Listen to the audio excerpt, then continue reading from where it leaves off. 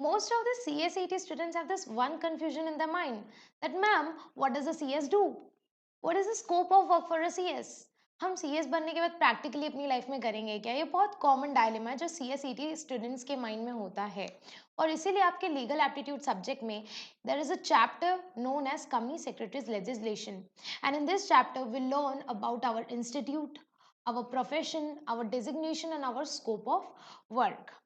Right so ये बहुत ही easy chapter है अगर समझो तो और ना समझो तो फिर कंफ्यूजन क्रिएट कर देता है माइंड में और लीगल एप्टीट्यूड एक ऐसा सब्जेक्ट है जो सिर्फ पढ़ना इनफ नहीं है इक्वली आपको उसके एमसीक्यूज भी सॉल्व करने इंपॉर्टेंट होते हैं तो इसी के लिए I am conducting MCQ challenge on my Instagram story जिसमें मैं डेली क्वेश्चन पोस्ट करती हूँ एंड उसका एक्सप्लेनेशन मैं ये वीडियोज के थ्रू प्रोवाइड करती हूँ तो इस वीडियो में हम कंपनी सेक्रेटरीज लेजिस्लेशन के बहुत सारे एमसीक्यूज डिस्कस करने वाले हैं बहुत ही शॉर्ट एंड कंसाइज वीडियो होने वाला है तो please don't skip by because this video will help you how to deal with MCQ to learn how to solve MCQ सिर्फ पढ़ना इनफ नहीं होता है MCQ सॉल्व करना is an art is an talent right so do watch this video इससे आपको confidence आएगा कि MCQ कैसे सॉल्व किया जाता है right it will help you gain confidence. Hey everybody, I am Shashika Agrawal and in this video we are going to discuss various MCQs questions based on your chapter of Company Secretaries Legislation. Right, so without wasting much time, let's get started. So we will discuss all the questions of this chapter. First question D5 का question number 1 आपकी screen के ऊपर ये रहा and the question is ABC private limited. अब आपको पता है मैम आपने जैसे ही एक कंपनी का नाम पढ़ा ना तो मेरी तो हैबिट है और मैं चाहती हूँ आप लोग भी ये हैबिट डालें क्या कि जैसे ही आप किसी कंपनी का नाम पढ़ते हैं अपने माइंड में एक पिक्चर बना लो whether it is a public company और प्राइवेट कंपनी और कंपनी का नाम पढ़ के आपको समझ में आ जाएगा वाई बिकॉज एक प्राइवेट कंपनी का नाम एंड होता है प्राइवेट लिमिटेड से और एक पब्लिक कंपनी का नाम एंड होता है सिर्फ लिमिटेड से. तो जैसा कि आप यहाँ देख रहे हैं यहाँ लिखा है ABC प्राइवेट लिमिटेड तो नाम से हमें समझ में आ गया मैम कि this is a private company. ठीक है अब आगे बढ़ते हैं. This is having a paid up capital of 19 crore eight the end of previous financial year. इसका पिछले साल कितना पेड अप था पेड अप शेयर कैपिटल था 19 करोड़. अब आपको एक क्वेश्चन पूछा गया है whether company is required to appoint KMP as per section 203 of companies act 2013 read with rules they are under. आपको पूछा है क्या हमें कंपनी सेक्रेटरी अपॉइंट करना है क्या हमें KMP अपॉइंट करना है तो फर्स्ट ऑफ ऑल उसके उसके पहले हमें क्विक रिवीजन लेना पड़ेगा सेक्शन 203 का. So let's take a quick revision of section 203. Section 203 talks about appointment of KMP और वो ये बताता है कि कौन कौन सी कंपनीज को KMP अपॉइंट करना पड़ेगा. सबसे पहले आप पूछेंगे KMP कौन है मैम. KMP में आ जाता है MD manager WTD CEO CS CFO. Right इसको और डिटेल में हम नेक्स्ट क्वेश्चन में भी करेंगे KMP में कौन कौन आता है. अभी हमें ये देखना है कि KMP को अपॉइंट कौन कौन सी कंपनी को करना होता है. तो इसके लिए हमें दो रूल पढ़ना पड़ता है. One is rule 8 and another is rule 8A. तो सबसे पहले रूल 8 ये बोलता है कि हर लिस्टेड कंपनी को KMP अपॉइंट करना जरूरी है और हर दूसरी पब्लिक कंपनी को जिसका पेड अप कैपिटल 10 करोड़ या उससे ज्यादा है उसे होल टाइम KMP अपॉइंट करना पड़ेगा सारे KMP. राइट अब इसमें प्राइवेट कंपनी तो आई नहीं क्योंकि यहाँ से लिस्टेड कंपनियां और यहाँ से पब्लिक कंपनियां आई. सो प्राइवेट कंपनी के लिए बोलता है रूल 8A. रूल 8 ये बोलता है कि हर प्राइवेट कंपनी जिसका पेड अप कैपिटल 10 करोड़ या उससे ज्यादा है उसको सिर्फ एक whole time company secretary appoint करने की जरूरत है. बाकी सारे KMPs को अपॉइंट करने की जरूरत नहीं है. मतलब if that private company appoints only whole time company secretary that will be fine, that will be in sufficient compliance of section 203. Right so हमारी एग्जाम्पल में हमारी कंपनी कौन सी थी हमारी प्राइवेट कंपनी थी. तो ऑब्वियस सी बात है ये रूल 8 अप्लाई नहीं होगा. Why because this applies only to listed and public company. But हमारी थी ABC प्राइवेट कंपनी तो हमारे ऊपर ये लॉ अप्लाई हो जाएगा और हम चेक करेंगे क्या उसका पेड अप 10 करोड़ से ज्यादा है. अगर 10 करोड़ से ज्यादा हुआ तो उसे होल टाइम CS अपॉइंट करना पड़ेगा. हाँ मैम 10 करोड़ से ज्यादा है क्यों क्योंकि हमारे एग्जाम्पल में कितना था पेड अप कितना था 19 करोड़. तो 10 करोड़ से ज्यादा है तो yes this private company ABC private limited company is required to appoint a whole time company secretary. क्या बाकी सारे के MPs भी अपॉइंट करने की जरूरत है क्या MD manager CFO no no no no only company secretaries. Right so इसका करेक्ट आंसर क्या होगा. The first option is yes the company is required to appoint all the KMP. No ma'am no. The company is required to appoint whole time CS. Yes ये सही लग रहा है अभी तक. होल टाइम CS तो हमें अपॉइंट करना पड़ेगा. Company is not required to appoint any KMP ये भी गलत है मैम. CS तो अपॉइंट करना पड़ेगा ना तो ये भी गलत है. तो इसका करेक्ट ऑप्शन होगा option number B the company is required to appoint whole time company secretary. I hope everybody is crystal clear. चलिए आगे बढ़ते हैं नेक्स्ट क्वेश्चन की तरफ. क्वेश्चन नंबर 2 आपकी स्क्रीन के ऊपर ये रहा. Which of the following is not a duty of company secretary. इसमें से कंपनी सेक्रेटरी की ड्यूटी कौन सी नहीं है. तो सबसे पहला देखते हैं, to facilitate convening of meeting. Meeting conduct करने की जिम्मेदारी, मीटिंग को शुरुआत से लेके खत्म करने की जिम्मेदारी, मीटिंग के लिए नोटिस भेजना, मीटिंग फैसिलिटेट करवाना, मीटिंग कंडक्ट कराना, ये सारी जिम्मेदारी एक कंपनी सेक्रेटरी की होती है। आप लोग जब जाके किसी बड़ी कंपनी में आगे जाके सीएस अपॉइंट होंगे, जॉब करेंगे, तो आप लोगों के ऊपर ये जिम्मेदारी दी जाएगी, कभी भी कोई भी बोर्ड मीटिंग या जनरल मीटिंग करनी होगी, राइट। सो ये क्या सीएस की ड्यूटी है? हाँ, yes, this is a duty of a CS. Now to report board about compliance. अब एक सीएस का जिंदगी ही कंप्लायंस के ऊपर टिका होता है। एक सीएस की सबसे बड़ी रिस्पॉन्सिबिलिटी होती है कंपनी का सारा कंप्लायंस देखने का, कि जो जो लॉ कंपनी के ऊपर अप्लाई हो रहा है, क्या कंपनी उस सारे लॉ का पालन कर रही है, क्या उनका कंप्लायंस कर रही है।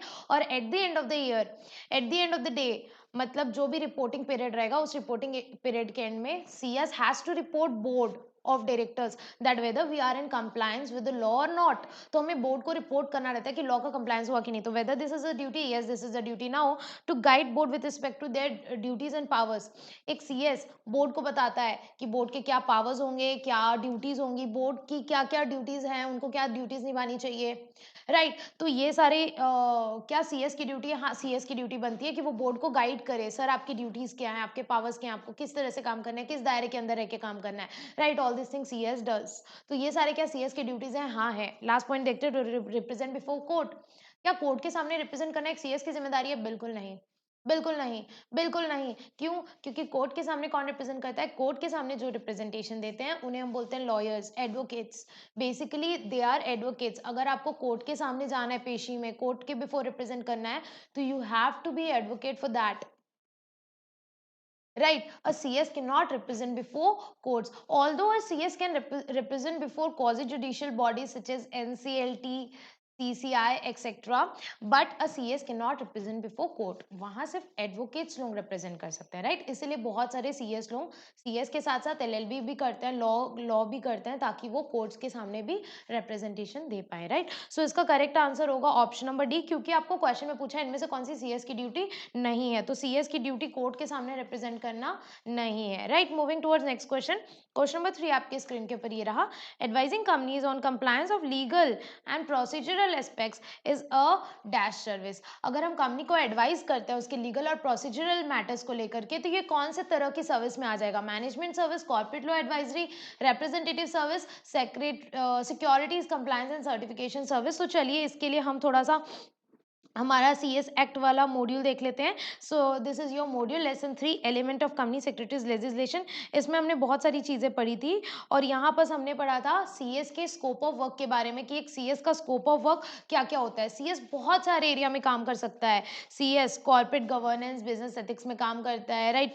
ड्यू डिलिजेंस कर सकता है, इंसॉल्वेंसी का काम करता है, ह्यूमन रिसोर्स मैनेजमेंट का काम करता है, राइट, मैनेजमेंट का काम करता है, सीएसआर का काम करता है, बहुत सारा चीज़ें, कॉर्पोरेट अफेयर्स मैनेज करता है, ट्रेजरी फंक्शन प्रोवाइड करता है। तो all this are what scope of CS, जिसको हमने और डिटेल में पढ़ा था कि बहुत सारी तरह की सर्विसेज होती हैं, जैसे कि corporate governance services. Corporate governance services में बेसिकली सीएस की ये रिस्पॉन्सिबिलिटी होती है कि वो कोई भी लॉ को ट्रू लेटर एंड स्पिरिट में बहुत ही अच्छी तरीके से प्रैक्टिस करे, जिससे सभी का भला हो, किसी के साथ कुछ गलत ना हो। एक अच्छी गवर्नेंस प्रैक्टिसेस करने को हम बोलते हैं good corporate governance practices follow करना, राइट। कॉर्पोरेट सेक्रेटेरियल सर्विसेज में बेसिकली इस टाइप की चीजें आती हैं, मीटिंग कंडक्ट कराना, रजिस्टर्स मेंटेन करना, मिनट्स मेंटेन करना, to do the incorporation of the company, promotion formation incorporation of the company, ROC को, गवर्नमेंट को बहुत सारे डॉक्यूमेंट्स वगैरह फाइल करना, सेक्रेटेरियल रिकॉर्ड मेंटेन करना, मीटिंग करवाना, ये सारी चीजें कॉर्पोरेट सेक्रेटेरियल सर्विसेज में आ जाती है। सेक्रेटेरियल ऑडिट आप लोग ने पढ़ा ही है, सेक्शन 204 में लिखा हुआ है कि company practicing company secretaries can do secretarial audit of big companies. अब देखो यहाँ पर एक पॉइंट है, corporate law advisory and representation, और यहाँ पर लिखा हुआ है कि एक सीएस जो है वो अलग अलग लॉ के रिस्पेक्ट में एडवाइजरी दे सकता है। अब जैसे we are the expert of corporate laws, company law, SEBI laws. So जब बड़ी बड़ी कंपनीज को लॉ के लिए क्या बोलते हैं, दे नीड कंसल्टेशन, कि अच्छा हमें कैसे करना चाहिए, तो वो एक सीएस के पास आता है, उनको बोलते हैं सर हमें कंसल्टेशन दो, हमें एडवाइजरी दो कि हमें इस सिचुएशन में कैसे करना चाहिए। जैसे when I was working in Kolkata, I was working in Vinod Kothari company, that was my office. There a lot of big listed companies like Imami and HDFC Bank, they used to consult us for compliance, for regarding various compliance requirement with respect to different laws such as Companies Act, SEBI Act, RBI guidelines, right? बहुत सारी चीज़ों से लेके हम advisory देते थे, and वहाँ हमारा मेन फंक्शन, मेन बिजनेस हमारा एडवाइजरी देने का ही था। हम सबसे ज़्यादा एडवाइजरी वाला देते थे, एडवाइजरी वाला काम करते थे। So basically what I want to say is कि a company secretary can give advisory on various corporate laws, right. So जब हम अलग अलग लॉज जैसे SEBI act, SCRA act, insolvency, FEMA, consumer protection, depository, labour laws, cooperative societies, merger amalgamation, जब हम इन सारी चीजों से रिलेटेड एडवाइजरी देते हैं ना, तो this comes under the area of corporate law advisory. And representation, representation same, कि आप बहुत सारे क्वाजी जुडिशियल बॉडीज और एडमिनिस्ट्रेटिव बॉडीज के सामने आप रिप्रेजेंट कर सकते हैं, मतलब अपनी कंपनी के बिहाफ में आप जाके वहां केस लड़ सकते हैं, अपने कंपनी के बिहाफ में वहां आप रिप्रेजेंट कर सकते हैं। अगर मान के चलो एनसीएलटी ने बुलाया कंपनी को, रिलायंस को बुला दिया कि आपको इस दिन पेश होना है, आपको इस दिन अपने पिटीशन लेकर के रिस्पॉन्ड करना है आपको, ठीक है। तो मान के चलो एनसीएलटी ने बुला लिया आपको, एनसीएलटी ने रिलायंस को बुला लिया कि रिलायंस आपको इस दिन एनसीएलटी के सामने अपीयर होना है, तो एनसीएलटी सॉरी रिलायंस अपने बिहाफ में अपने सीएस को भेजती है, राइट। और वो दूसरे बोर्ड को भी भेज सकती है, but basically CS has the power to represent company before various quasi judicial bodies, जैसे कि NCLT, ROC, RD, CCI, Securities Appellate Tribunal, NCLAT, various consumer forum, etc., etc., etc. There are a lot of these authorities. ठीक है, तो यहाँ पर मैं वही बोलना चाहती हूँ कि जो हम एडवाइस करते हैं कंपनीज को with respect to their legal and procedural aspects, तो ये किस एरिया के अंदर आ जाता है? ये आ जाता है कॉर्पोरेट लॉ एडवाइजरी के अंदर। मैनेजमेंट सर्विस में नहीं आएगा। वाई? बिकॉज मैनेजमेंट सर्विसेज में internal planning, organizing, structure, strategic planning, ये सारी चीजें मैनेजमेंट सर्विस में आ जाती है। तो एडवाइजरी देना मैनेजमेंट सर्विसेज में नहीं आएगा, रिप्रेजेंटेशन सर्विसेज में भी नहीं आएगा। वाई? बिकॉज रिप्रेजेंटेशन मतलब वेरियस बॉडीज के सामने रिप्रेजेंट करना, और सिक्योरिटीज कंप्लायंस और सर्टिफिकेशन सर्विसेज में भी नहीं आएगा। बेसिकली सिक्योरिटीज कंप्लायंस में क्या होता है कि सेबी के जो भी रूल्स एंड रेगुलेशंस है, जैसे LODR regulation, insider trading regulation, ये सारे का कंप्लायंस करना। और सर्टिफिकेशन मतलब जब हम किसी डॉक्यूमेंट को सर्टिफाई करते हैं ना, साइन करके देते हैं कि हाँ दिस इज ओके, तो बहुत सारे सर्टिफिकेशन सर्विसेज जब हम किसी डॉक्यूमेंट को वैलिडेट करते हैं, सर्टिफाई करते हैं, तो वो उसमें आ जाता है। तो एडवाइजरी देना इसमें भी नहीं आएगा। तो एडवाइजरी देना किस में आएगा? एडवाइजरी देना आएगा कॉर्पोरेट लॉ एडवाइजरी में। I hope everybody is crystal clear. चलिए moving towards next question. Question number 4 बहुत ही चिंदी है, बहुत ही चिंदी है। Speak the truth, abide by the law is dash of the institute of company secretaries of India. Vision, mission, motto, all of the above.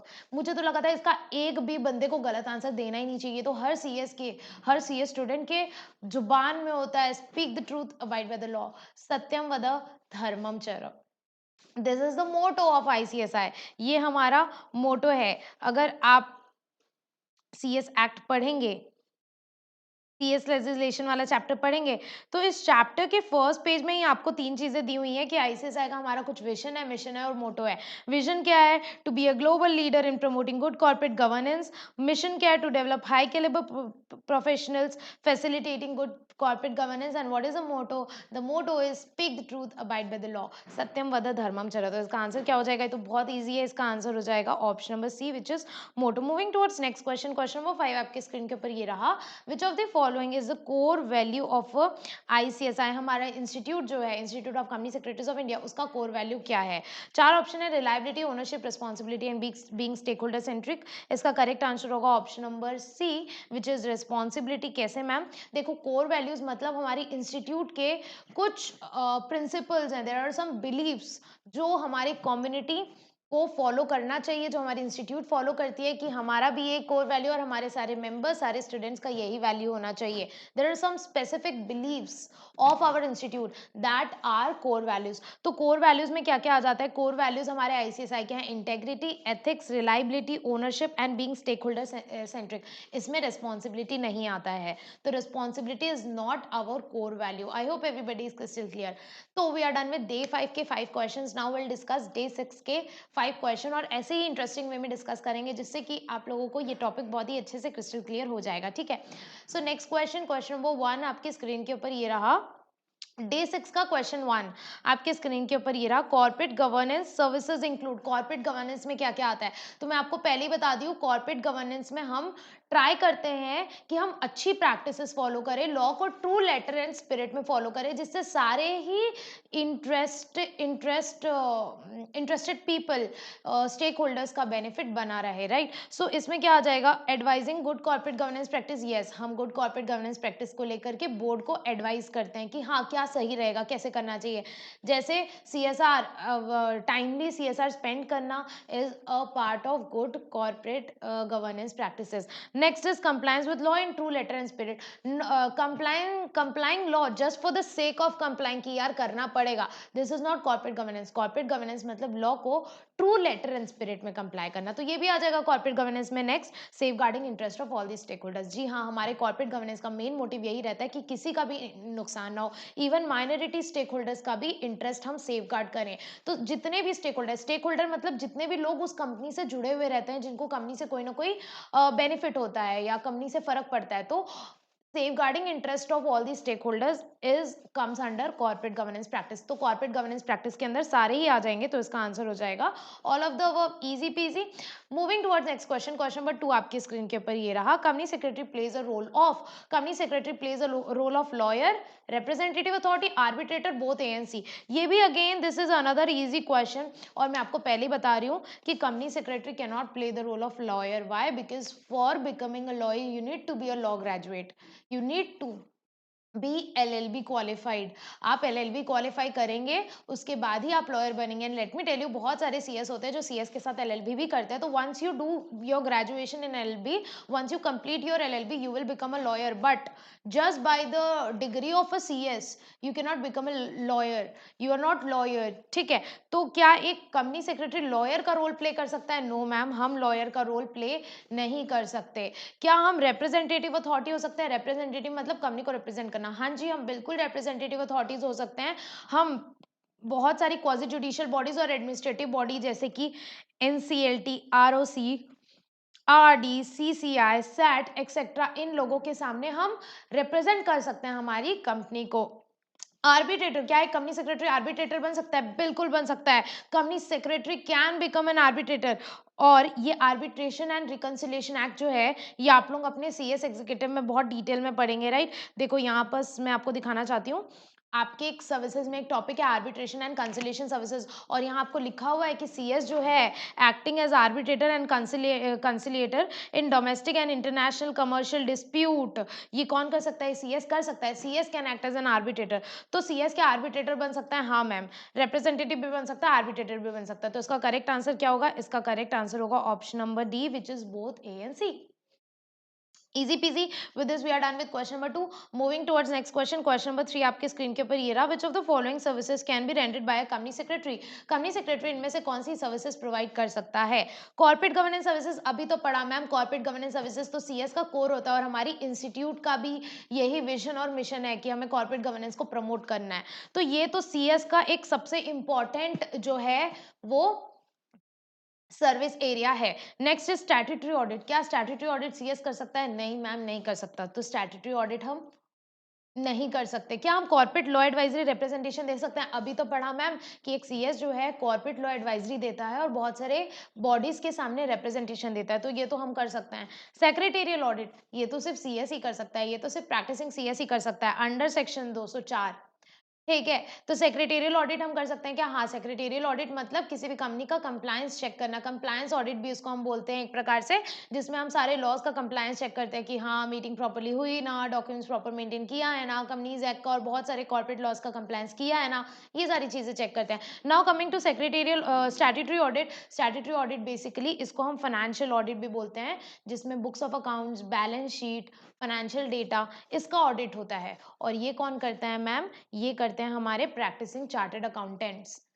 अब नाम एक जैसा है, कंफ्यूज मत होना। स्टैट्यूटरी ऑडिट अलग होता है, सेक्रेटेरियल ऑडिट अलग होता है। सेक्रेटेरियल ऑडिट CS लोग करते हैं, स्टैट्यूटरी ऑडिट सीए लोग करते हैं। तो स्टैट्यूटरी ऑडिट जो होता है वो बेसिकली फाइनेंशियल डेटा का, हमारे बैलेंस शीट, फाइनेंशियल पोजीशन का ऑडिट होता है, वो सीए लोग करते हैं, ये सीएस नहीं करता है।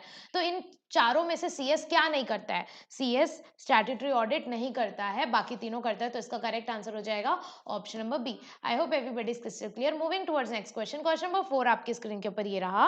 As per section 251 of the companies act KMP means, याद है मैंने पढ़ा था कि आपको बताया था कि केएमपी हम दोबारा से पढ़ेंगे, और मैं आपको पहले ही बता चुकी हूँ कि section 2 clause 51 of the companies act 2013 में दिया हुआ है कि केएमपी में कौन कौन आता है। केएमपी मीन्स की मैनेजरियल पर्सनल। तो देखो केएमपी में आता है CEO, MD, manager, CS, WTD, CFO. और बेसिकली एक और पॉइंट है जो सीएसईटी लेवल के लिए उतना इंपॉर्टेंट नहीं है, लेकिन एक बार देख लो, और कोई भी ऐसा ऑफिसर जो डायरेक्टर के एक लेवल बिलो है, प्लस वो होल टाइम एम्प्लॉयमेंट में है और उसको एज अ केएमपी डेजिग्नेट कर दिया गया है, तो वो बंदा भी केएमपी में आ जाएगा। तो केएमपी में कौन कौन आता है? CEO, MD, manager, CS, WTD, CFO और any other officer who is one level below director plus who is in whole time employment plus who is designated as KMP. अब देखो, अब आपको ये क्वेश्चन बन जाएगा कि 251 में KMP means CEO, yes, manager, yes, whole time director, yes, all of those, तो इसका आंसर हो जाएगा option number D, all of the above. We are done with this. Now let's discuss the last question of this chapter, and the question is conducting board meetings through video conferencing or teleconferencing comes under desk service. तो हमने याद है यहाँ पर पढ़ा था, यहाँ पर यस, कॉर्पोरेट सेक्रेटेरियल सर्विसेज में मैंने पढ़ाया था कि कॉर्पोरेट सेक्रेटेरियल सर्विसेज में मीटिंग्स करना, इनकॉर्पोरेशन करना, डॉक्यूमेंट्स फाइल करना, board meeting, general meeting conduct करना, रिकॉर्ड मेंटेन करना, ये सारी चीजें सेक्रेटेरियल सर्विसेज में आ जाती हैं। तो मीटिंग करना, बोर्ड मीटिंग कंडक्ट करना कायदे से तो सेक्रेटेरियल सर्विस में आना चाहिए। तो कॉर्पोरेट सेक्रेटेरियल सर्विस तो अभी तक सही लग रहा है, लेकिन मैम एक चीज और है, हम यहाँ जो कर रहे हैं, हम जो यहाँ जो मीटिंग कर रहे हैं वो वीडियो कॉन्फ्रेंसिंग और टेलीकॉन्फ्रेंसिंग के थ्रू कर रहे हैं। वीडियो कॉन्फ्रेंसिंग, टेलीकम्युनिकेशन, मतलब यहाँ आईटी का भी यूज हो रहा है, इंफॉर्मेशन टेक्नोलॉजी का, तो इसीलिए आईटी सर्विसेज में भी आ जाएगा। तो बेसिकली इसका ए और सी दोनों सही है, तो इसका करेक्ट आंसर हो जाएगा option number D, both A and C. I hope everybody is crystal clear. चलिए आपको मैं टेलीकम्युनिकेशन सर्विसेज भी दिखा देती हूँ। अगर आप लास्ट पेज में आएंगे अपने मॉड्यूल के, अगर आप अपने मॉड्यूल के लास्ट पेज में आएंगे तो यहाँ बहुत सारी इंफॉर्मेशन टेक्नोलॉजी को लेकर भी सर्विस दी गई है एक सीएस की। तो सीएस की क्या क्या सीएस का क्या क्या ड्यूटीज है with respect to information technology, कि साइबर लॉज का कंप्लायंस हो रहा है ना, ये भी एक सीएस को चेक करना पड़ता है। Board meetings through video conferencing, teleconferencing, board meeting video conferencing, teleconferencing के थ्रू करना भी एक सीएस का ड्यूटी है, और ये आईटी में आ जाएगा। क्यों? क्योंकि यहाँ इंफॉर्मेशन टेक्नोलॉजी का यूज हो रहा है ना, वीडियो कॉन्फ्रेंसिंग के थ्रू कर रहे हैं, तो ये सारी चीजें आईटी में आ जाएंगी। तो इसीलिए ये जो मीटिंग करना है, ये जो मीटिंग करना है, ये कॉर्पोरेट सेक्रेटेरियल में भी आ जाएगा, और क्योंकि हम इसको वीडियो कॉन्फ्रेंसिंग के थ्रू कर रहे हैं तो ये इंफॉर्मेशन टेक्नोलॉजी में भी आ जाएगा। तो इसका आंसर हो जाएगा option number D, both A and C. I hope everybody is crystal clear. With this we are done with all the 10 questions of company secretaries legislation chapter. Next video में जो कि जल्दी आ जाएगा, उसमें हम करेंगे हमारे डे 7 एंड डे 8 के MCQs which are from your chapter of company law, जो कि बहुत प्यारा, मेरा फेवरेट चैप्टर है। वैसे मेरे सारे फेवरेट चैप्टर हैं, आप लोगों का भी फेवरेट होना चाहिए, ठीक है।